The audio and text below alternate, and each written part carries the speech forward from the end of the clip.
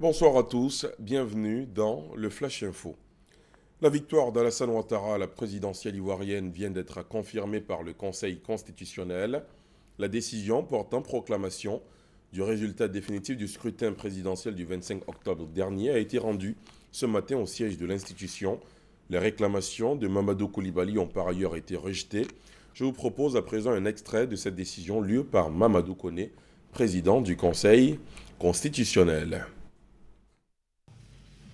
Considérant que l'examen des procès-verbaux ne révèle aucune irrégularité de nature à entacher la sincérité du scrutin ou à en affecter le résultat d'ensemble, qu'il convient en conséquence de proclamer ainsi qu'il suit le résultat définitif de l'élection du président de la République du 25 octobre 2015.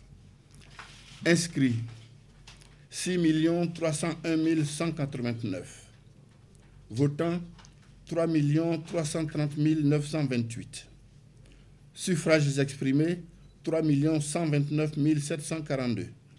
Majorité absolue 1 564 872. Taux de participation 52,86%. Considérant qu'au terme de l'article 36 alinéa 1er de la Constitution, l'élection du président de la République est acquise à la majorité absolue des suffrages exprimés.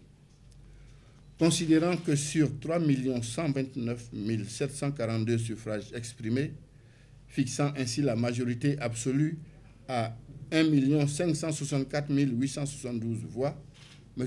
Alassane Ouattara a recueilli 2 618 229 voix, réalisant ainsi un score de 83,66%, supérieur à la majorité absolue requise, qu'il convient donc de le proclamer élu dès le premier tour président de la République de Côte d'Ivoire au terme du scrutin du 25 octobre 2015.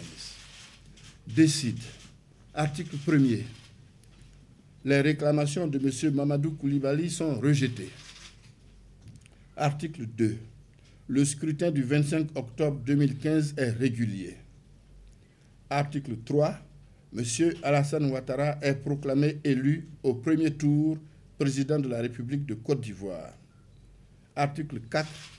La présente décision sera publiée au journal officiel de la République de Côte d'Ivoire. Et j'ajoute que l'investiture du président Alassane Ouattara aura lieu ce mardi au palais présidentiel. On en reparle dans la grande édition. Autre sujet, le prix de l'essence super a encore baissé. De 650 francs CFA, le litre du super est passé depuis ce 1er novembre à 620 francs CFA, soit une chute de 30 francs. Le litre du gasoil restant inchangé à 570 francs CFA. Les détails à suivre dans le 20h. Dans l'actualité culturelle, la célébration du Nouvel An du peuple à Nzima Kotoko. Nouvel An marqué par l'ouverture de l'Abissa 2015. Plusieurs personnes ont effectué le déplacement en vue d'assister aux différents événements qui rythment l'Abissa. Plus qu'une vingtaine de jours avant l'ouverture de la COP21, la conférence sur le changement climatique, la rencontre s'ouvrira le 30 novembre à Paris en présence de 80 chefs d'État. Comment la France se prépare-t-elle à accueillir le plus grand événement diplomatique jamais organisé sur son territoire depuis 1948? Réussira-t-elle le pari de l'organisation? Les éléments de réponse tout à l'heure. À l'étranger, toujours le Niger, à 4 mois de la présidentielle dans le pays, les milliers de personnes ont manifesté hier à Niamey pour réclamer un scrutin crédible et juste, accusant le président Mahamadou Issoufou de préparer un passage en force pour se faire réélire. Les manifestants qui répondaient à l'appel du Front patriotique et républicain FPR, coalition des partis d'opposition, ont marché pendant 2 heures dans le calme jusqu'au siège du Parlement. Le premier tour de la présidentielle, couplé à des législatives, est programmé au 21 février 2016.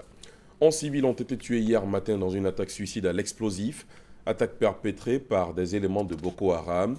L'attentat a eu lieu dans la région du lac Tchad, annonce faite par le gouvernement tchadien dans un communiqué. L'attaque a frappé le poste de l'armée tchadienne à Bougouma, aux vives militaires et civils dans la région du lac Tchad. Seul un facteur extérieur peut expliquer le crash de l'Airbus A321 qui s'est écrasé en Égypte samedi matin. Déclaration faite aujourd'hui par la compagnie russe qui exploitait l'appareil, rejetant la possibilité d'une erreur de pilotage ou d'une défaillance technique, soulignant que leur avion était en excellent état.